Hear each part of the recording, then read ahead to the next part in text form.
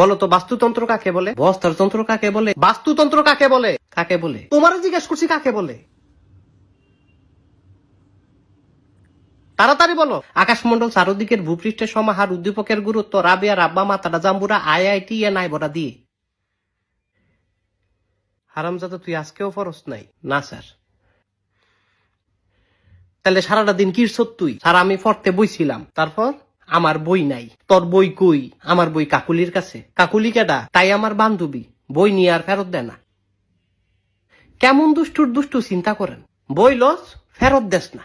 কি বেরিটা হয়ে গেছ গা তুই? বদমাইশ সেরি।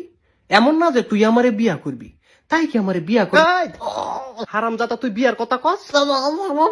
তুই 12টার মধ্যে 14টা সাবজেক্ট ফেল মারস। লেখাপড়া করস না, তুই কস কাকুলিরে বিয়া করবি আর বিটলামি করবি।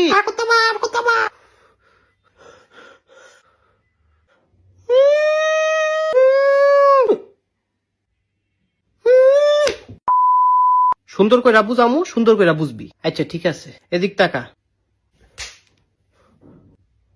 আর জ্বালায়ও না আব্বু, হ্যাঁ? এবার তোমারে বাস্তুতন্ত্র শিখাই।